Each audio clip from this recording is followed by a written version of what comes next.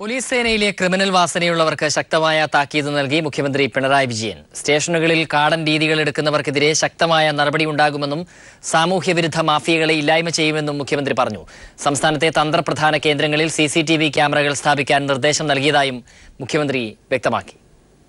വഴിവിട്ട പ്രവർത്തനങ്ങൾക്കുള്ള ലൈസൻസായി ജോലിയെ ഉപയോഗിക്കുന്ന പോലീസുകാർക്കാണ് മുഖ്യമന്ത്രി പിണറായി വിജയൻ താക്കീത് നൽകിയത്. കാടൻ രീതികൾ ഉപയോഗിച്ച് പ്രതികളെ ചോദ്യം ചെയ്യുന്നവർക്കെതിരെ നടപടിയുണ്ടാകുമെന്നും തൃശൂർ പോലീസ് അക്കാദമിയിൽ നടന്ന പാസിംഗ് ഔട്ട് പരേഡിൽ മുഖ്യമന്ത്രി പറഞ്ഞു. ഒരു പോലീസ് സ്റ്റേഷനകത്തെത്തുന്ന ഒരാളുടെ പാദത്തിൽ കസേല കയറ്റി വെച്ച് അതിന്റെ മേലെ ഒരാൾ ഇരുന്നാലുള്ള അനുഭവം എന്തായിരിക്കും? ആര് കൊടുത്തു ആ അധികാരം? ആ പോലീസ് ഉദ്യോഗസ്ഥന്. ഏതെങ്കിലും തെറ്റായ നടപടികൾ ഉണ്ടായാൽ പോലീസ് സേനയിലെ അംഗമാണ് എന്നതുകൊണ്ട് സംരക്ഷണം ലഭിക്കില്ല.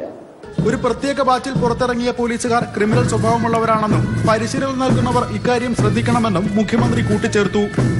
എന്താണോ ചെയ്യാൻ പാടില്ലാത്തത് അങ്ങനെ ചെയ്യാൻ പാടില്ലാത്തത് ചെയ്യുന്നവരാണ് എന്നാണ് പറയുന്നത്.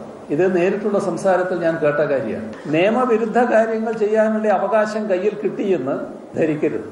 പോലീസിന്റെ മോശം വിശേഷണങ്ങൾ തിരുത്താൻ ശക്തമായ നടപടികൾ സ്വീകരിക്കും. സംസ്ഥാനത്തെ തന്ത്രപ്രധാന കേന്ദ്രങ്ങളിൽ CCTV ക്യാമറകൾ സ്ഥാപിക്കുമെന്നും സാമൂഹ്യവിരുദ്ധ മാഫിയകൾക്കെതിരെയുള്ള നടപടികൾ കർക്കശമാക്കുമെന്നും മുഖ്യമന്ത്രി കൂട്ടിച്ചേർത്തു. അത്തരം മാഫിയ രീതികളോടൊന്നിനോടും ഒരു വിട്ടുവീഴ്ചയും കാണിക്കാൻ പറ്റില്ല.